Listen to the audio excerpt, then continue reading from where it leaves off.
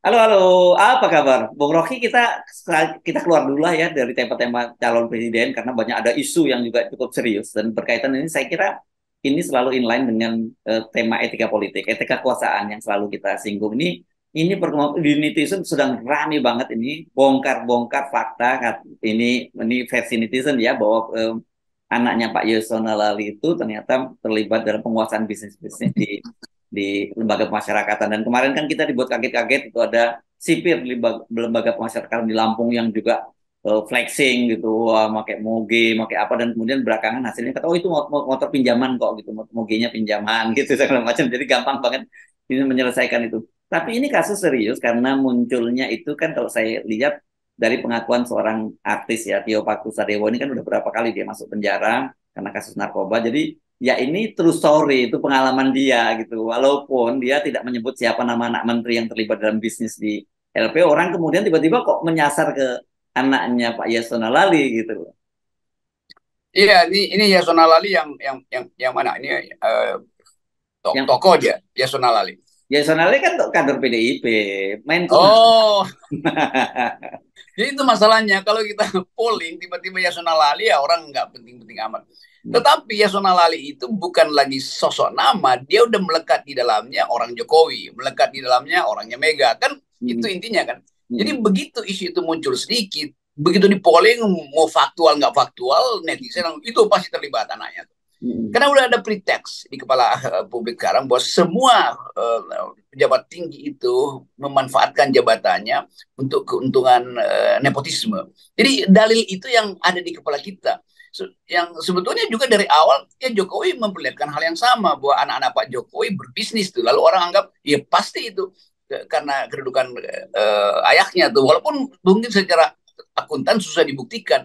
Tapi udah terjadi semacam pretext tadi itu apa namanya background belief, keyakinan di bawah sadar bahwa setiap kedudukan politik itu punya efek pemanfaatan ekonomi. Nah itu intinya. Jadi terima aja bahwa netizen itu juga punya feeling, punya firasat itu, dan firasat itu dibenarkan oleh hal-hal sebelum ini bahwa pejabat pajak ternyata anaknya mewah. Jadi tersambung itu. Yang jadi soal adalah Jokowi nggak bisa bantah itu secara faktual maupun secara fiksional kan. Oh itu faktual, iya susah dibentuk. Fiksi, iya susah juga. Tetapi kita bisa lihat polanya itu bahwa semua pejabat negara yang datang dari kepentingan partai politik yang memang dari awal kurang kaya itu akan memperkaya diri kan. Yang udah kaya nggak mungkin berlangsung. Yang udah kaya pasti main dalam kebijakan itu bukan lagi meres-meres warung kecil atau jualan aqua itu kan ini juga orang lihat bahwa ini kok ada retail partai di dalam di tengah-tengah lapas itu. Nah, kita tahu itu sebagai hal yang udah berurat akar dalam sistem apa namanya pemenjaraan kita. Ya, dan saya lihat ya sekarang arahnya ya media sosial itu bukan lagi seperti kalau dulu kan sekedar sekedar hoax atau apa. Mereka ini sebenarnya saya lihat terorganisir dan menjalankan profesi seperti yang kalau kita dalam media disebut sebagai investigasi. Karena data-data yang mereka paparkan itu bukan kacang bukan apa kaleng-kaleng Bung Rocky, itu dia bisa mendapat misalnya perjanjian antara LP dengan pengusaha untuk mengelola kantin, itu berapa fee yang harus dibayarkan, kemudian produk-produk apa saja yang dilakukan, itu benar-benar ini ini kerja-kerja jurnalistik yang cukup advance nih saya lihat apa yang mereka lakukan ini. Tentunya mereka udah bersiap-siap dari awal karena isu itu, rumors itu kan ada di kuping mereka sehari-hari itu. Mereka bergaul dengan orang yang mungkin juga pemakai tapi ada di dalam. Lalu yang di luar dengar itu tiba-tiba ada garis merah, ada benang merah. Oh begini polanya tuh. Semua ini terjadi karena fungsi KPK itu nggak jalan kan.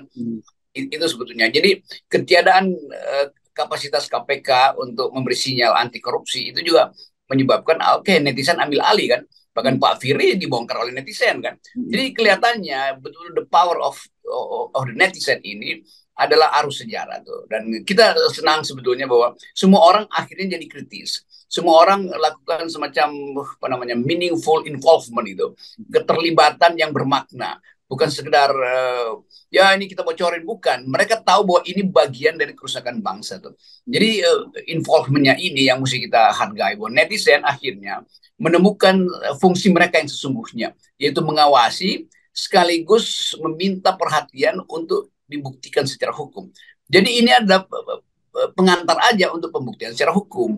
Ya, ya. Oke, ada dalam beberapa kasus yang kemudian kita kenal sekarang istilah disebut sebagai no viral no justice. Dan itu biasanya sebenarnya levelnya second layer, belum sampai ke atas gitu ya. Nah, kalau yang ke atas itu biasanya kasus-kasusnya bisa diselesaikan di balik hukum. Kita ingat misalnya juga keributan soal 439 triliun di Departemen Keuangan yang sekarang kelihatannya itu sudah dilapan-anamkan gitu ya, diselesaikan di bawah tangan. Kemudian juga, nah ini kasus ini berkaitan Pak Yasona Lawli mungkin saja juga ini bisa dianggap semacam sekedar hoax dan sebagainya. Tetapi lepas itu akhirnya di follow up atau tidak secara hukum, yang saya lihat itu public distrust yang meluas karena dalam publik pasti publik lebih membenarkan apa yang disampaikan oleh netizen itu. Nah, itu yang kita sebut keadilan jalanan, street justice. Dan seringkali orang memang jangan sampai keadilan itu ditentukan oleh apa yang bisik-bisik di jalanan. Ya. Tetapi juga pada saat yang sama, orang tahu bahwa keadilan itu ditentukan oleh bisik-bisik di dalam kamar pejabat kan.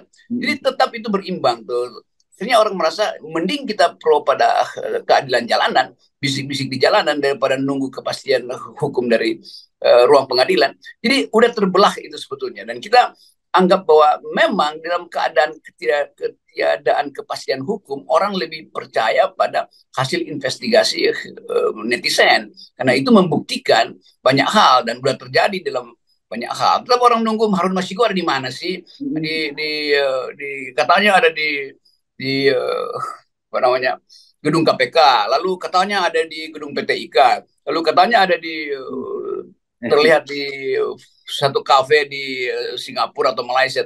Jadi orang tetap nunggu. Ini kasus yang semua orang tahu, ini kasus yang dengan mudah untuk dikenali. Kenapa disembunyikan?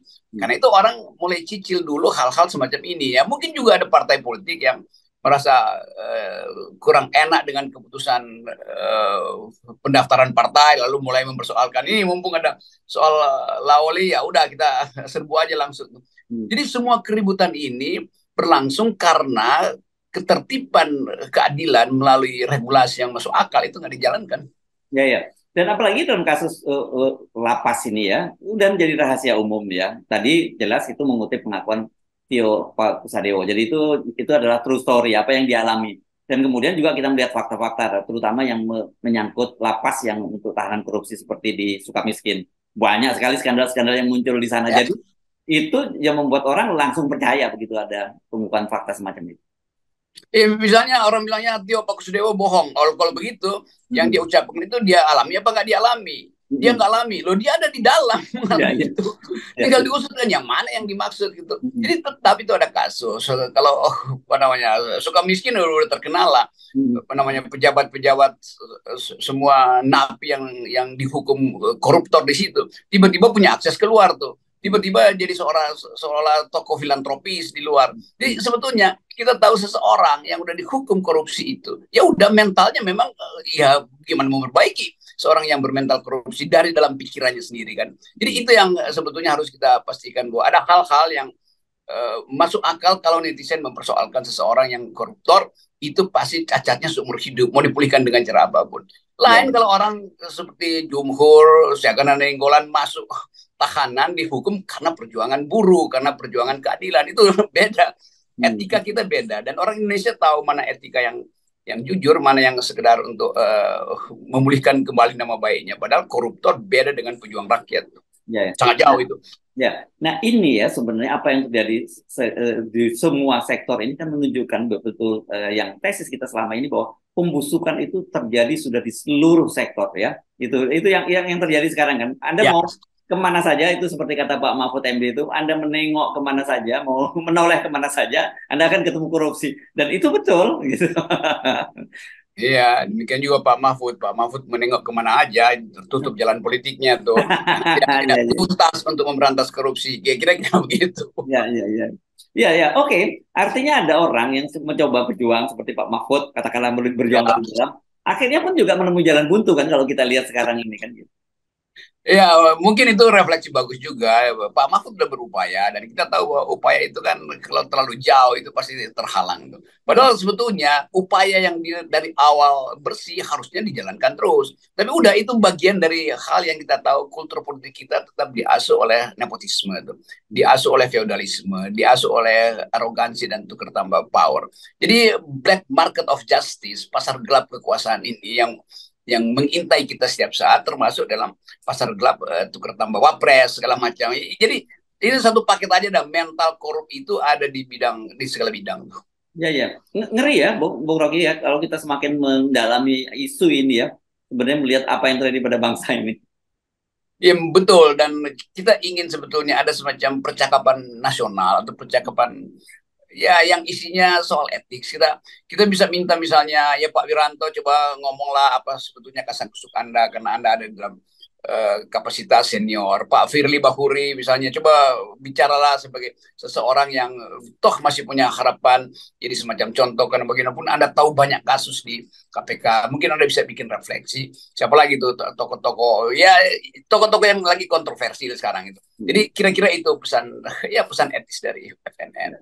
Dan saya kira Pak Yasona Lawli nggak usah lah, itu kan punya media sosial dan kemudian komen-komennya ditutup gitu ya, nggak apa-apa, tampung aja itu jadi makin Ya, itu juga buruk kan. Kenapa nutup komen? Ya kasih aja tim yang petakan. Oh ini komen yang ragu-ragu, ini komen yang betul-betul mesti dilayani. Yang sana komen dari orang-orang yang dendam pada Pak Yasona kan gampang kan. Supaya beliau juga itu tahu bahwa ya sangat mungkin dia juga bisa bikin refleksi tentang kejadian-kejadian yang belum bisa dia petakan secara bagus sebagai seorang menteri. Ini momentum yang bagus untuk dia evaluasi lagi sistem peradilan kita kan itu semua itu sebetulnya masukan yang positif untuk masa depan bangsa. Yes, oke. Okay. Ya, saya sendiri tentu saja nggak berharap kasus ini akan berkembang lebih jauh. Jangan terlalu berharap, nanti kita akan kecewa begitu. Tetapi sekali lagi, lepas itu mau di follow up atau tidak, publik sudah cenderung mempercaya itu. Jadi harusnya kayak gini-gini dibuka gitu ya, sehingga publik mendapat penjelasan. Kalau enggak, rumor desas-desus itu jauh lebih berbahaya ketimbang realitas sesungguhnya. Ya, betul. Jadi anggap aja Bu ini nggak akan berhenti selama ada sosial media dan sosial media udah berfungsi jadi watchdog rakyat bagi keadilan, bagi apa namanya sifat-sifat buruk dari kekuasaan.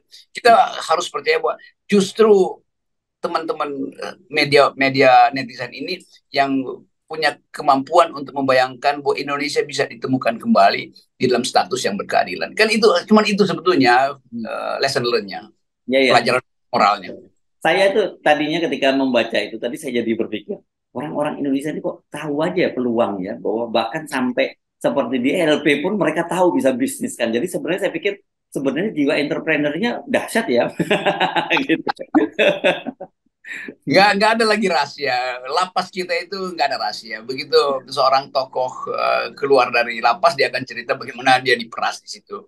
Begitu seseorang yang sebetulnya bajingan, begitu ketemu dengan wartawan, tiba-tiba seolah-olah jadi orang bermoral. Kan semua itu kan palsu itu. Dan kita tahu bahwa ini harus kita hentikan. Dan kita cicil pelan-pelan melalui ya pemilihan presiden yang masuk akal, yang jujur, supaya bangsa ini pulih lagi akal sehatnya, pulih lagi panggilan moralnya.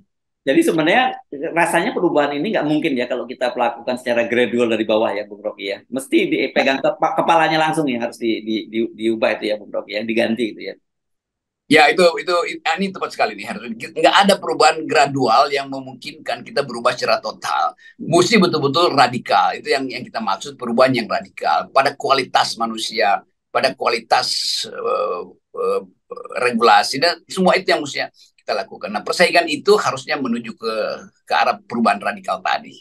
Yes, oke. Okay.